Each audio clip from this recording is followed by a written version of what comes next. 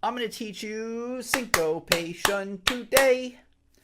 That's what we're talking about. Your piano teacher, Tim, here. Before we begin, make sure that you are subscribed. You have all notifications turned on because we have new lessons coming out all the time. You don't want to miss a beat. Let's get on to the lesson. Okay, let's lay some groundwork here to understand exactly what syncopation is. Before we do that, you need to understand about accents in measures. And there's natural accents that occur, and this is how it works. So we are in 4/4, and we have 4 quarter notes to fill out the whole measure. Remember, the quarter note just gets one beat, so you can have 1, and then the next one's 2, 3, 4. Hopefully you are following along so far. So the natural accents of the beats, and what I mean by that is just basically where the notes are hitting the strongest. They occur on beats 1, 2, 3, and 4. Pretty easy, right? 1, 2, 3, 4. So that's all you got to know about that. The only other thing that I'm going to kind of stress a little bit is, and it's not super relevant to today, but you should know, that the first accent is the strongest, and the third accent is the second strongest, and then 2 and 4 are weaker accents. Now, if you didn't get all that, don't worry. Just keep in mind that there's an accent on each of the 4 beats, and you'll do okay. But just keep in mind that at least that number 1 is the strongest beat. Let me show you in 3/4. Okay, so now we are in 3/4 time signatures. So the question I have for you is, where are the natural accents in this measure? Well, just like 4/4, they occur on beats 1, 2, and 3, and then of course we don't have another beat over there. So just keep in mind that, like, when you're playing a song in 3/4, for the most part, a lot of the emphasis, or beats 1, 2, and 3, will be hit a little bit harder than the other ones. That's all you got to know about that, but you're going to see why you need to know that right now. So this is where syncopation comes in, because if you have accents on beats 1, 2, 3, and 4, well, what happens, say, when we get rid of this beat? What happens?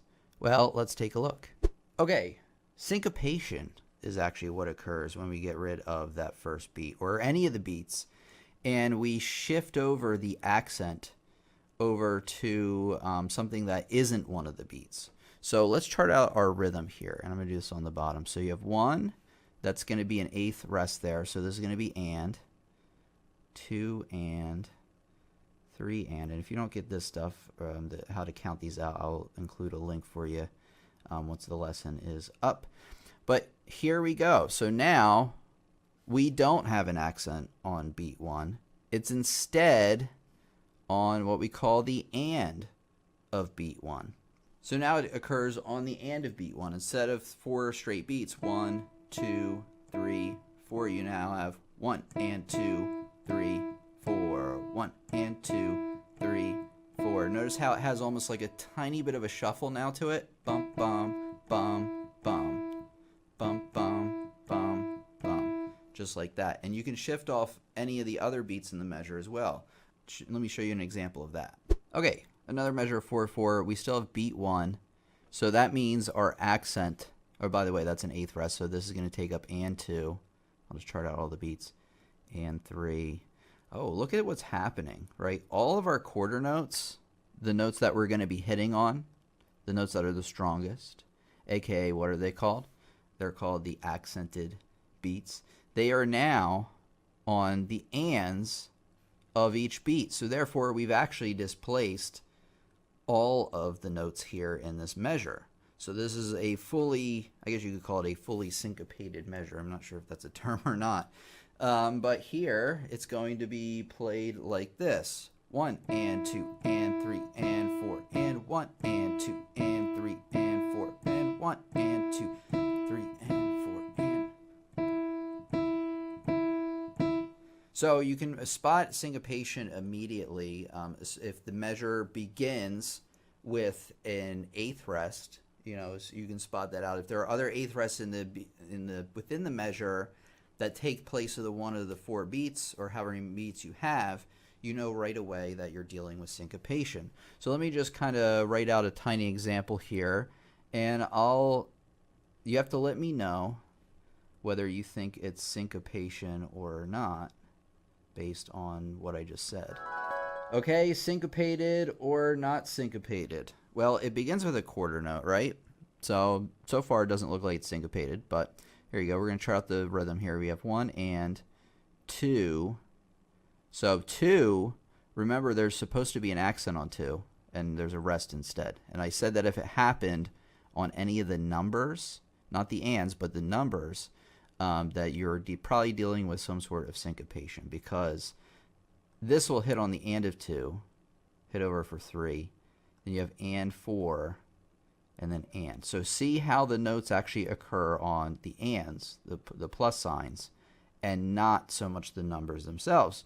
Even though the first one does occur on the first beat, the rest of these are, there's syncopation involved. Okay, question for you. Is this measure syncopated? Well, you probably did see an 8th rest in there, so it could be. But let's double check. You always have to double check. So we have beat 1 here. Let's just chart out the 4 beats that we have. Make things easy. So you have beat 1 here, 2, 3, 4, and then I'll just say the ands here, here, here, and then here. Now, here's the thing, is for each of these 4 beats, you want to look at the number 1, the number 2, the number 3, and the number 4, and you ask yourself one question. Are there notes underneath those beats? And there are. So there's a note hitting there. There's a note hitting there, there, and there. So it's not syncopated. You just have an 8th note and then an 8th rest, and then the rest, is just straight rhythm for all of it. So you don't have notes. Well, and if you do have notes also hitting on the ands, the plus signs, that's okay. That doesn't necessarily mean you have syncopation. But if all of them only occur on those, then you are dealing with syncopation. So remember, if they fall on the numbers, there's a note below each of the numbers, it's not syncopated, at least not in the type we're talking about right now.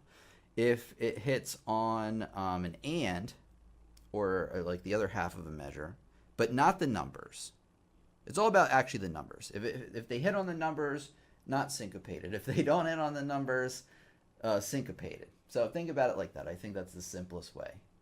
All right, there are more types of syncopation and ways to do it. Let's take a look.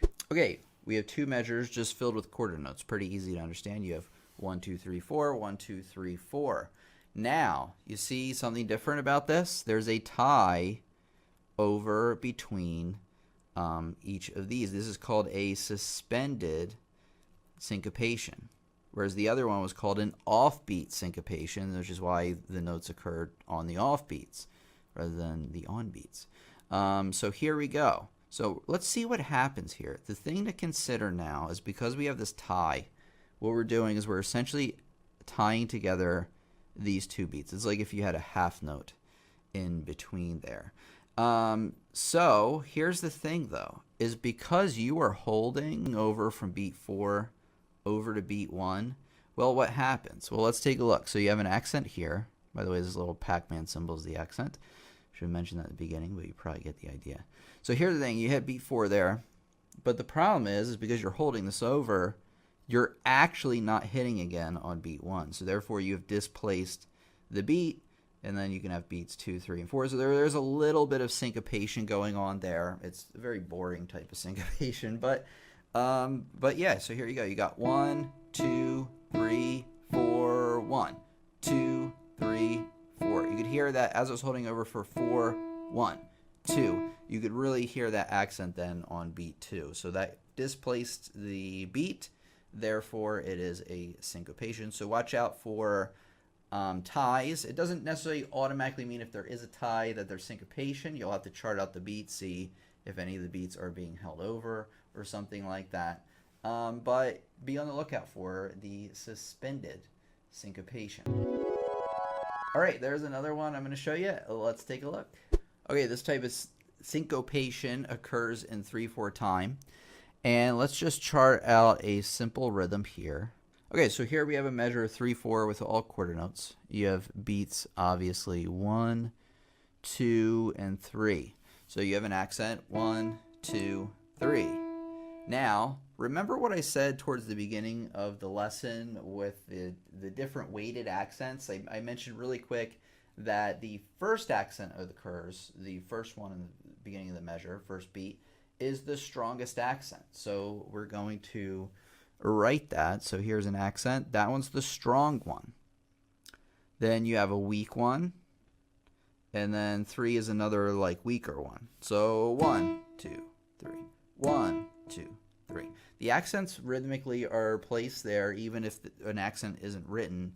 And it really helps move the piece along in a way. So when you are playing your pieces, you do want to leave a slight attack, like the first beat of each measure, slightly more. So we have our strong beat on beat 1, and then 2 and 3 are weaker ones. But what happens if we do this? We put a strong one, that means strong because it's bold. And what about a weaker one here on beat 1? So you have 1, 2, 3, 1, 2, 3, instead of 1, 2, 3, 1, 2, 3. You have a 1, 2, 3, 1, 2, 3. So in this case, we have not displaced any of the beats. We have a note on each of the numbers, which is fine. However, this is still considered it's called even note syncopation because we are actually putting the emphasis on an even number. So if you were in 4/4 and you put accents on 2 and 4, then that would be a type of syncopation as well. It just gives a different drive to the beat, as you could hear when I played it. So in your music, the way this would be written out is you actually wouldn't have accents here because it's already implied that beat 1 gets a strong accent. The other one does not. What you would see is an actual accent written on beat 2 right there. So you'd have an accent here on beat 1, but a strong one on beat 2, and then 3. And because you can see that there's an accent placed by the composer, me, here on the second beat, you can automatically kind of assume that 1 and 3 in this case aren't as strong as 2 because 2 actually has something, written there to hit that stronger. So that's how you would find it if you were playing a sheet of music. And of course, as a piano player, you're going to have to understand a lot more about rhythm. So you're going to want to check out this playlist right here. It's going to give you some really, really helpful tips on how to count different rhythms, how to count properly. It's been your piano teacher, Tim, here. Thanks so much for coming today. I'll see you, yes you, in the next lesson.